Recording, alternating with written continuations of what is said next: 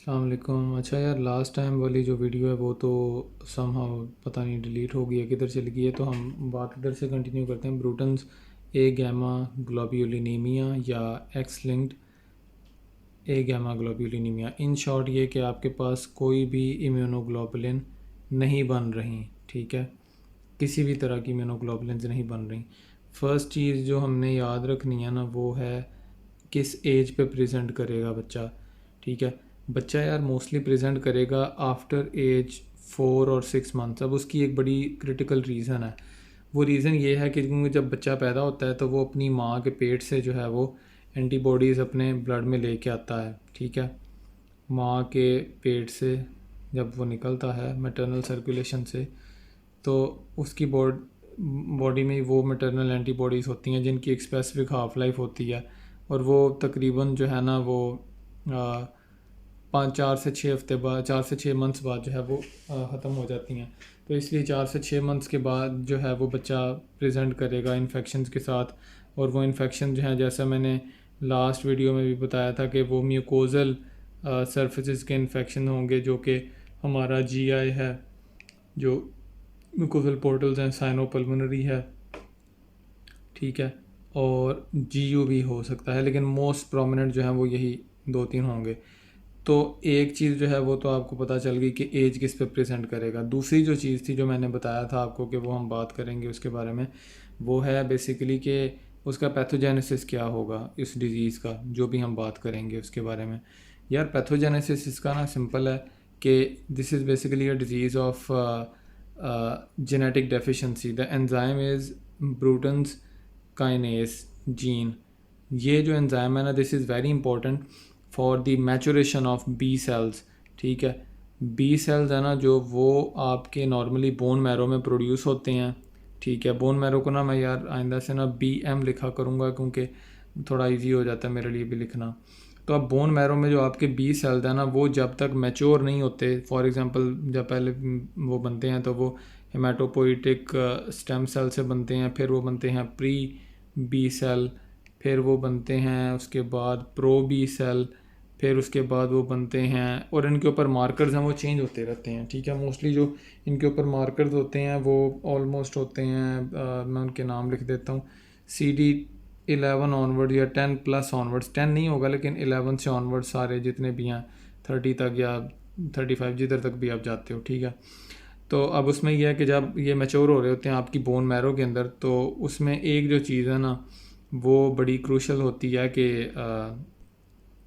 Crucial ये होती है कि उसके ऊपर जो ब्रूटन काइनेज एंजाइम है ना, ये जिसकी हमने अभी बात की है थोड़ी देर पहले, इस एंजाइम की, ये एंजाइम इंपॉर्टेंट होता है इनकी मैचुरेशन के अंदर। ये आगे इनकी स्टेजेस को इनको कन्वर्ट करता है आगे मैच्योर बी सेल के अंदर।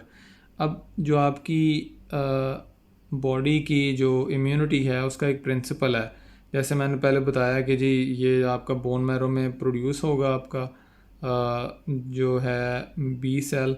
और उसके बाद क्या होता है कि नॉर्मली बोन मैरो में प्रोड्यूस होने के बाद फिर ये जाते हैं स्प्लीन में, ठीक है, या सर्कुलेशन में कह लें, और उसके बाद फिर ये आते हैं लिम्फ नोड्स में और वहाँ से बात आगे चलती है, ठीक है। लेकिन अगर एक सेल बी जो है वो बोन मैरो से ही नहीं निकल रहा, ठीक है, क्योंकि जब तक ये pre hematopoietic stem cell, pre B cell, pro B cell, mature B cell में कन्वर्ट नहीं होगा, तब तक वो बोन मैरो से बाहर नहीं निकलेगा।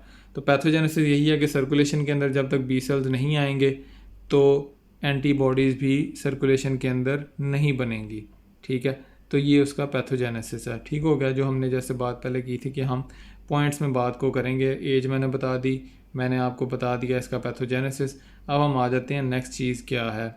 नेक्स्ट चीज़ अब हमारे पास थर्ड पॉइंट पे है, हमारे पास एज हो गई, सिम्टम्स हो गए। अब हम आएंगे सिम्टम्स के ऊपर।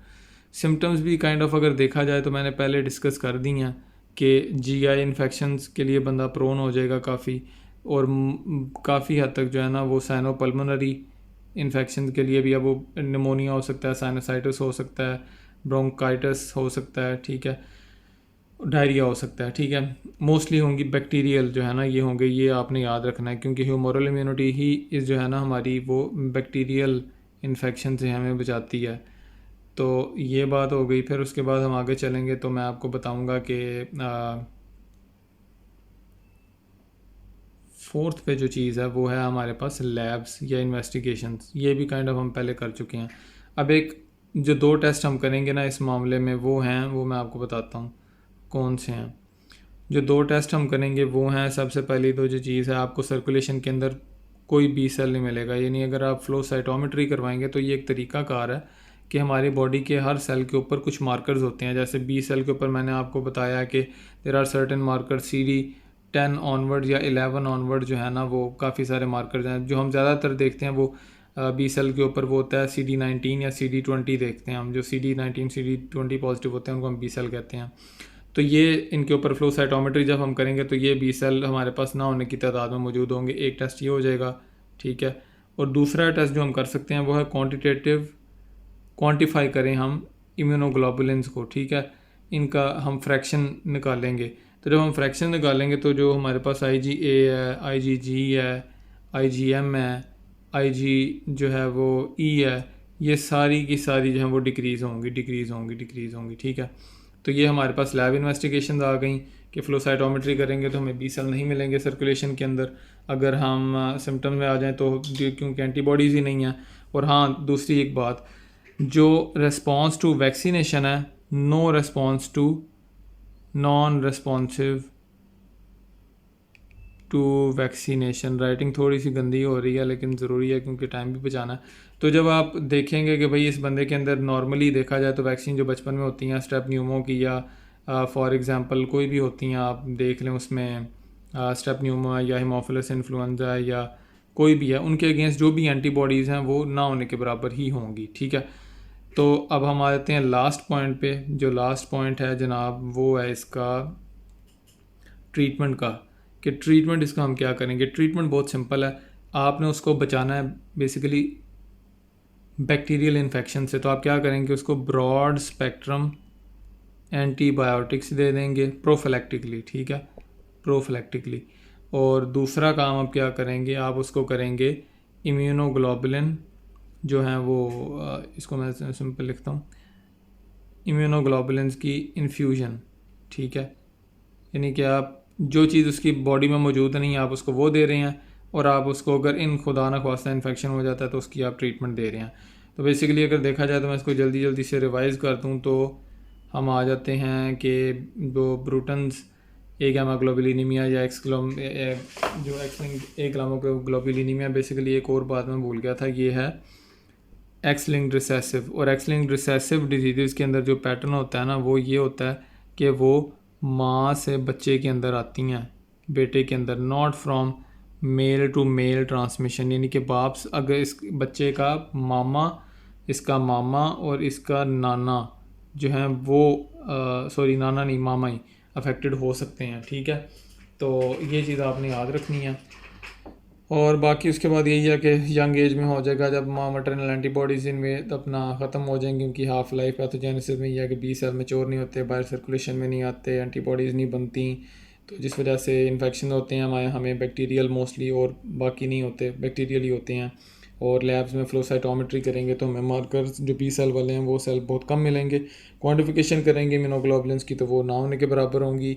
और ट्रीटमेंट जो है वो हमें करेंगे ब्रॉड स्पेक्ट्रम एंटीबायोटिक्स से, और हम करेंगे इम्यूनोग्लोबुलिन्स की इन्फ्यूजन से। Thank you.